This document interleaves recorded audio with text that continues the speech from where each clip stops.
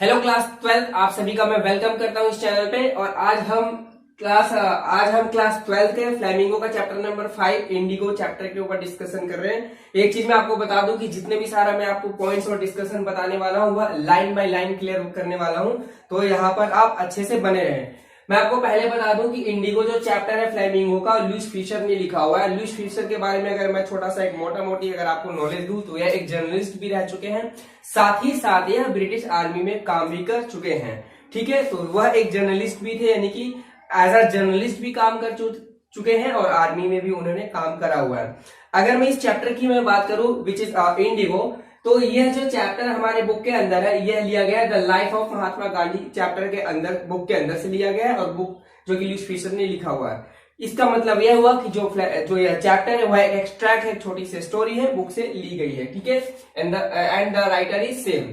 अच्छा, इसके ऊपर में जो कैरेक्टर्स की अगर मैं बात करूं तो कैरेक्टर्स मेनली इसके अंदर दो ही हैं, और बाकी और भी एक दो है। आपको मेन दो कैरेक्टर्स क्या है, सबसे पहली बात तो आपको पता चल गया होगा, एक तो गांधी जी है हमारे, और दूसरी बात यह है कि जो पीजेंट है यानी कि शेयर क्रॉपर्स की जो बात इसमें बार बार की जाती है किसान की, तो एक पीजेंट है, किसान है, राजकुमार शुक्ला। तो गांधी जी और दूसरा राजकुमार शुक्ला, ये दोनों चैप्टर्स के अंदर पूरा ही अराउंड द चैप्टर इन्वॉल्व रहते हैं। ठीक है, तो इसके साथ ही आपका राज कृपलानी भी आएंगे, एक और व्यक्ति है राजेंद्र प्रसाद, एक लॉयर है, ये भी आएंगे।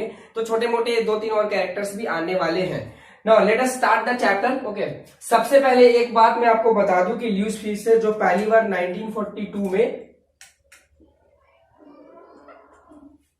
लुईस फिशर पहली बार गांधी जी से मिलने फर्स्ट टाइम 1942 में सेवाग्राम आश्रम में वह आए थे।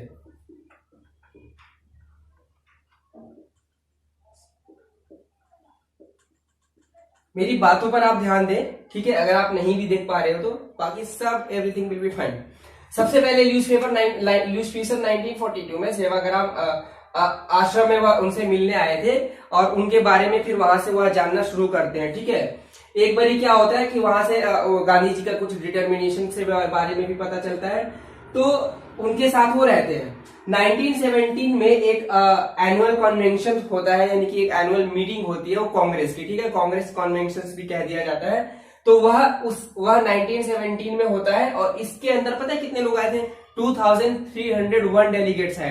डेलीगेट्स यानी कि हम रिप्रेजेंटेटिव्स भी कहते हैं, यानी कि एक तरीके के ऑफिशियल्स लोग, इंपॉर्टेंट पर्संस होते हैं जो डिस्कस करने के लिए इसके अंदर बैठे हुए थे। मीटिंग में 2301 पीपल आए थे। ठीक है, यहां पर गांधी जी ने डिसाइड किया था कि हम ब्रिटिशर्स को डिपार्चर करेंगे फ्रॉम इंडिया, यानी इंडिया से हम सभी ब्रिटिशर्स को हम भेजेंगे। ये 1917 में गांधी जी ने इस कन्वेंशन में डिसीजन लिया था। अगर नेक्स्ट पॉइंट की मैं बात करूं तो राजकुमार शुक्ला इसके अंदर जो मैंने आपको बताया एक पीजेंट था, और ये चंपारण का एरिया, चंपारण जो कि नेपाल से बहुत सटा हुआ है, और चंपारण एक डिस्ट्रिक्ट है जो बिहार के अंदर आता है और अभी भी बिहार के अंदर एग्जिस्ट है। तो चंपारण से राजकुमार शुक्ला आते हैं, बताते हैं कि अगर आप तुम्हारी समस्या को दूर करना है तो गांधी जी से जाकर मिलो। तो क्या करते हैं, गांधी जी के बारे में पता करते हैं और वो उनको फॉलो करते हैं। जहां जहां गांधी जी जाते हैं, जहां वहां राजकुमार जाते हैं, क्योंकि जो गांधी जी का जो शेड्यूल था काफी हेक्टिक था, कभी यहाँ जाना, कभी वहां जाना, कभी इस मीटिंग में जाना, कभी इस कन्वेंशन में जाना, तो ये सारी चीजें होती थी। तो पीछा करते थे, जहां जहां गांधी जी गए वहां वहां राजकुमार शुक्ला गए।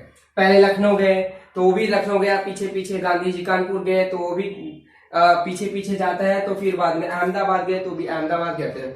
ये सारी जगह छोड़कर उनसे जो मीटिंग होती है वो अहमदाबाद में होती है फाइनली राजकुमार शुक्ला की गांधी जी से। वहां पर वह कहते हैं कि सच एंड सच डेट्स पे मुझे कोलकाता जाना है, यानी कि इस दिन को मुझे कोलकाता जाना है, अभी बहुत मैं बिजी हूँ, यहाँ वहां जाना है, तो वहां पर आप जाके मुझे ज्वाइन कर सकते हो। Okay, you can join me there, तुम मुझे वहां मिल सकते हो, अपनी समस्या शेयर करते हो। तो फिर वो वहां जाते हैं। ठीक है, तो गांधी जी ने देखा वहां पर जाके कि इसकी तो राजकुमार शुक्ला की इतनी डिटर्मिनेशन है, मतलब वो इंप्रेस हो गए। तो कोलकाता में जब मीटिंग होती है तो वहां पर वो फाइनली उनकी सारी समस्याओं को सुनने के लिए रेडी हो जाते हैं। जब समस्या सुनते हैं तो उनको लगता है कि हाँ, यह एक ऐसा मैटर है जो किसानों से संबंधित है, और इनको इस मैटर में हेल्प करना ही चाहिए, क्योंकि जो भी चीजें ब्रिटिशर्स के द्वारा हो रही थी वो अन्याय हो रही थी। अगर मैं बात इंडिगो चैप्टर की मैं बात करूं तो इंडिगो का मतलब होता है नील की खेती, जो कि इंडिया के यहाँ होता था, इंडिया में खास करके बिहार में चंपारण में होता था। इसमें था क्या कि जमीनें तो ज्यादा से ज्यादा ब्रिटिशर्स के अंडर में थी। ठीक है, बेशक वो इंडिया का ही था लेकिन ब्रिटिशर्स के कंट्रोल में था। तो जो भी खेती करते थे वहां पे एक कानून बना दिया गया था, वहां पे एक बाउंड साइन करवा लिया गया था शेयर क्रॉपर से या फिर पीजेंट से कि तुम जितनी भी खेती करोगे उसमें से 15% एरिया पे एज अ रेंट मान लो आप देना पड़ेगा, देना एज अ रेंट आपको चुकाना पड़ेगा। मतलब चुकाना क्या पड़ेगा कि जो 15% जो जितना भी एरिया है उसमें से उसको इंडिगो की खेती की जाएगी, जो कि पीजेंट्स को ये चीजें पसंद नहीं आती थी, उल्टा नुकसान होता था। ठीक है, 15% काफी ज्यादा होता है। अच्छा, ये तो मैंने आपको बताया इंडिगो के बारे में। राजकुमार शुक्ला जब गांधी जी से जब राजकुमार शुक्ला मिले थे कोलकाता में, तो वहां पर फिर उनके साथ वह राजेंद्र प्रसाद के घर जाते थे। एक बात ध्यान में आपको मैं दिला दूं कि जब वो इंडिया 1915 में आए थे, अगर आपने हिस्ट्री में पढ़ा होगा, वहां से लौटकर यूरोप से, तो उसके बाद पूरे कंट्री में वो विजिट कर रहे थे, लोगों के मूड को अंडरस्टैंड कर रहे थे, समस्याओं के साथ वो रूबरू हो रहे थे। तो राजेंद्र प्रसाद जो कि एक लॉयर थे, उनके घर जाते हैं राजकुमार शुक्ला और गांधी जी, बड़ा ही नॉर्मल। तो जो वहां राजेंद्र प्रसाद के जो सर्वेंट होता है, तो वो ऑलरेडी राजकुमार शुक्ला को जानता है, लेकिन गांधी जी को नहीं जानता। लेकिन गांधी जी भी एक नॉर्मल वेशभूषा में होते हैं, तो उनको लगता है कि ये नॉर्मल पर्सन होगा तो अच्छे से भी है, वो डील नौकर सर्वेंट गांधी जी के साथ नहीं करता। ठीक है, यहाँ तक कि उनको पानी प्यास लगता है तो वहां पर बगल में एक वेल होता है, कुआं होता है, तो पानी पीने से रोक दिया जाता है, क्योंकि उस समय थोड़ा सा भेदभाव था, डिस्क्रिमिनेशन था, छुआछूत वाली समस्याएं थी। ठीक है, तो इसलिए उन्हें मना कर दिया जाता है पीने से। उसके बाद लॉयर से मिलने के बाद फिर क्या करते हैं कि मुजफ्फरनगर, जो कि चंपारण से काफी नजदीक है, चंपारण वर्ड आ रहा है बट मैंने लिखा नहीं है ऑलरेडी, मैं आपको इसमें कोई बड़ी बात नहीं है, ऑलरेडी डिस्कशन का which is very important part. देखो, राजेंद्र प्रसाद के घर जाते हैं, वहां से फिर गांधी जी जो है एक उनका पहले से ही मतलब जान रहे होते हैं, JP Kripalani as a friend, वो मुजफ्फरनगर जाते हैं। मुजफ्फरनगर जाते हैं तो रेलवे स्टेशन पे इवन जेपी कृपलानी उनको मुजफ्फरनगर के रेलवे स्टेशन पे गांधी जी को खुद रिसीव करने के लिए जाते हैं, सारी बात डिस्कशन होता है उनके घर पे जाके, जो भी है। ठीक है, तो वहां पर उनको फिर बाद में पता चलता है कि जो चंपारण में जो लॉयर्स है ना, क्योंकि देखो कोई भी लड़ेगा तो एक कानूनी मैटर है, तो फिर जो किसान भी होंगे आपका वहीं पर जाएंगे। ठीक है, पानी पी लो थोड़ा सा अगर आपको प्यास लग रहा है, इफ यू फील थर्स्टी। तो लोयर जो थे वो पीजेंट से यानी किसान से। अच्छा, एक चीज मैं बता दूं, पीजेंट माने किसान होता है, शेयर होल्डर्स शेयर क्रॉपर्स का मतलब ही किसान ही होता है, लेकिन बेसिकली शेयर क्रॉपर्स हम उन लोगों को कह देते हैं, हिंदी में बटाईदार कहते हैं। मतलब एक तरीके के वर्कर होते, कृषि होते, लेकिन वर्कर जैसा होते, जो दूसरों को खेतों पे काम करते हैं और बदले में उनको बहुत ही मोटी चीजें चुकानी पड़ती है। मतलब आधी कृषि कई बारी, आधी खेती कई बारी चुका दी जाती है, अकॉर्डिंग टू कंडीशन होता था। तो इन्हें शेयर क्रॉपर्स कहते हैं, कि जो खास करके जो दूसरों के खेतों पे काम करते हैं और बदले में वो पूरा उपज का कुछ हिस्सा उनको देना पड़ता था। तो ऐसे लोगों को तो और ज्यादा समस्या होगी। अच्छा, कम टू द पॉइंट। वहां जब लॉयर्स से मिलते हैं, क्योंकि लॉयर्स किसान जो लोग भी है, जो है, क्योंकि यह एक लॉ एंड ऑर्डर वाली मैटर है, तो फिर वो लॉयर्स के पास ही जाएंगे। तो क्या करते थे लॉयर्स ना, काफी हैवी चार्ज किया करते थे इन लोगों से। ठीक है, तो हैवी चार्ज की, एक्सक्यूज मी, मूवमेंट हो रही है उसमें, तो हैवी चार्ज होता था, लॉयर लेते थे। तो गांधी जी को जब पता चलता है तो काफी उन्हें स्कोल्ड करते कि वाह भाई वाह, यही के लोग हो और एक किसान गरीब है और तुम बड़ा काफी चार्ज कर रहे हो इनकी लड़ाई लड़ने के लिए, ऊपर से एक तो ये इनको जीत नहीं मिल रही, ऊपर से तुम पैसे खा रहे हो, जो भी वटेवर खा रहे हो तुम। ठीक है, तो काफी झाड़ते हैं, काफी डांटते हैं। ठीक है, तो ज्यादा फर्क नहीं पड़ता है उनको, लेकिन लॉयर्स में थोड़ी देर में बदलाव आएगा, आप देखना, पॉइंट्स काफी इंपॉर्टेंट है। ठीक है, तो ये सब होने के बाद क्या होता है कि फिर वो थोड़े दिन तक और फिर बातचीत चलती रहती है। तो इंडिगो जो कि कमर्शियल क्रॉप है और 15% एज अ रेंट खेती करनी पड़ती थी इंडिगो इसके ऊपर, और उन्हें दिया जाता था। ये तो मैं ऑलरेडी कमर्शियल क्रॉप का मतलब वैसे वो खेती जो व्यापार के लिए किया जाता था। लेकिन एक चीज और मैं बता दूं कि उसी टाइम ये जर्मनी में, आई थिंक, हाँ, जर्मनी में जो है आपका सिंथेटिक इंडिगो बनाना तैयार। सिंथेटिक इंडिगो का मतलब यहाँ तो इंडिगो खेती यानी नील की खेती होती थी, लेकिन अब फैक्ट्रियों में भी बनना शुरू हो गया। तो फिर उनको लगा कि यार अब तो ब्रिटिशर्स को लगा कि अब तो वो चीजें और सस्ती होगी, तो वहां से ले लेंगे। तो इनका क्या करेंगे, तो बदले में और ज्यादा हैवी चार्जेस लगाना उन्होंने शुरू कर दिया कि हाँ तुम खेत ले लो, लेकिन बदले में और ज्यादा मुझे वो टैक्स एज अ टैक्स आप पे करोगे। तो ये भी एक चीज था। अच्छा, आगे क्या होता है कि पहले मैंने आपको क्या बताया था कि जो किसान लोग जो थे एक बॉन्ड साइन किया करते थे। ठीक है, एक अग्रीमेंट का टाइप का होता था। तो वो जब किसानों के हक के लिए लड़ने जाते हैं तो वहां पर चंपारण में भी ब्रिटिशर्स के कुछ ऑफिसर्स आ जाते हैं, अधिकारी आ जाते हैं और उन्हें रोक देते हैं वहां पे। चलो वहां रोक देते हैं, थोड़ी बहुत बातचीत होती है, गांधी जी नहीं मानते, वो भी नहीं मानते, फिर आ जाते हैं वापसी। अगेन वो दोबारा से चंपारण जाएंगे और फिर ऑफिशियल्स उनको वहां पे रोक लिया जाता है कि गांधी जी आप एंट्री नहीं करेंगे यहाँ पे, अकॉर्डिंग टू रूल एग्रीमेंट हुआ पड़ा है, ठीक है। तो क्या करते हैं, इस बारी वो कहते हैं कि जाओ भाई जाओ, हम तुम्हारी बात नहीं मानेंगे। इसी को बोला जाता है, यहीं से शुरू हो गया था डिसओबीडिएंट मूवमेंट, यानी कि डिसओबे कर लेना, यानी कि एग्रीमेंट यानी कि लॉ एंड ऑर्डर को हाथ में ले लेना, एक तरीके से इनकार कर देना, हम तुम्हारी एग्रीमेंट को नहीं मान रहे हैं, जाओ, ठीक है। तो फिर क्या किया गया, कर दिया गया कि ऑफिशियल्स को पता लगा कि ये तो नहीं माने, और ऊपर से किसान लोग भी गांधी जी के साथ हो गए, तो थोड़ा सा उसके अंदर फियर आ गया, अंग्रेजी अधिकारी जिनको आप कहते हो उनके अंदर। तो फिर उन्होंने आपस में मीटिंग करी और गांधी जी भी फिर उस मीटिंग में गए, ठीक है। जब गांधी जी उस मीटिंग में जाते तो होता क्या है, इनिशियली वो कहते हैं कि नहीं भाई, जो भी किसानों का नुकसान हो रहा है उसका 50% आप भरोगे।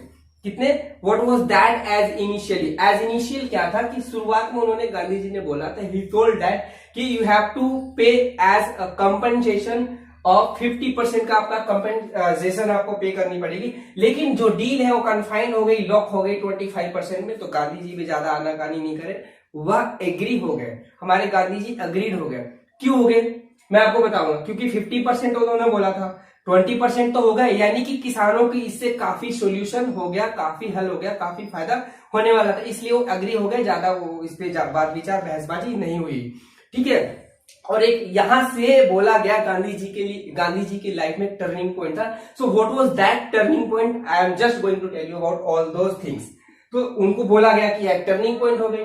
सो टर्निंग पॉइंट क्या था कि देखो पहला यही एक मौका था चंपारण का कि जो अंग्रेजों ने हमारी यानी कि भारतीयों का, गांधी जी का जो है, स्पेशली गांधी जी की मैं बात कर रहा हूं कि गांधी जी के लिए टर्निंग पॉइंट था कि गांधी जी की वजह से जो ब्रिटिशर्स है वो थोड़ा झुके। सो यह एक बड़ा पॉइंट था, यही उनके लिए एक मकसद भी था कि जो ब्रिटिशर्स थे वो हमारी बात मानेंगे, क्योंकि देखो जब तक वो हमारी बात नहीं मानेंगे वो कैसे जाएंगे हमारे कंट्री से, how. So it was very important point, ठीक है। तो इसलिए वह एक special, it was a turning point था। दूसरी बात इसलिए भी था क्योंकि देखो 25% is enough for that time, कि चलो 50% नहीं लेकिन 25% तो मान ही गए, तो किसानों का भी हेल्प होगा। तो ये भी एक अच्छी बात थी, ठीक है। और पहला एक पॉइंट तो मैंने बताया कि टर्निंग पॉइंट इसलिए भी था क्योंकि अंग्रेज कहीं ना कहीं झुके। देखो 25% अग्री होने का क्या मतलब है, तो झुकना होता है, तो इसलिए गांधी जी के लाइफ में टर्निंग पॉइंट था। और इसे ये भी बोला गांधी जी ने कि ये हमारी जीत हुई है, ठीक है। तो ये तो सारी चीज हो गई। साथ ही साथ मैं बता दूं कि जो गांधी जी के जो वाइफ थे उन्होंने भी इसके अंदर एंड में चैप्टर के अंदर एक छोटा सा डिस्कशन है, वो भी उन्होंने एक एन इंपॉर्टेंट रोल प्ले करा हुआ है। क्या गांधी जी और कस्तूरबा गांधी जी यानी कि उनकी वाइफ ने मिलकर साफ सफाई, क्लीनलीनेस हो गया, आपका 6 प्राइमरी स्कूल्स ओपन करा हुआ था, that was very important point, okay. And sanitation के बारे में, स्वच्छता, साफ घर, कम्युनिटी सैनिटेशन, कैसे लोगों में साफ सफाई रखना है, अब घरों में कैसे साफ सफाई रहना है, ये सारी चीजें सिखाई जाती थी। स्कूल्स खोल दिया, स्कूल्स वगैरह प्राइमरी खोल दी होगी, 6 खोले थे, ध्यान रखना है आपको। तो ये एक अच्छी बात थी और ये दोनों मिलकर कर रहे थे, तो इसके अंदर जो सोसाइटी में है एक इंप्रूवमेंट आया और एक अवेयरनेस आया, ठीक है। तो ये चैप्टर इस तरीके से यहाँ पे क्लोज होता है। लेकिन अगर मैं थीम की मैं बात करूं तो चैप्टर के अंदर जो एक थीम था वो सेल्फ रिलायंस की बात की गई है, ना कि डिपेंडेंट की बात की गई है। यानी कि नॉट डिपेंडेंट का मतलब हुआ इंडिपेंडेंट। गांधी जी ने कुछ ऐसा किया जिससे शेयर क्रॉपर्स में, पीजेंट्स में और बाकी आम लोगों में एक हिम्मत आया, एक डिटर्मिनेशन आया, जिससे वो खुद जिसकी वजह से उसके अंदर किसानों के अंदर हिम्मत आई और फिर अपने लिए वो खुद आगे जाके वो काम करेंगे। कुछ महीने वहां पर ये सारे डील होते होते, सारा मामला जो है सोल्यूशन होते होते 6-7 महीने लग गए होंगे वहां पर, आई थिंक 6-7 महीने लग गए। लेकिन इसी दौरान फिर गांधी जी बाद में, इसके बाद गांधी जी फिर यहाँ से चले जाते हैं, ठीक है। ये नहीं कि वो वहीं रहते हैं, हमने काम किया तो फिर वो उसी के एक लीडर के तरह, नेता की तरह रह गए, नहीं।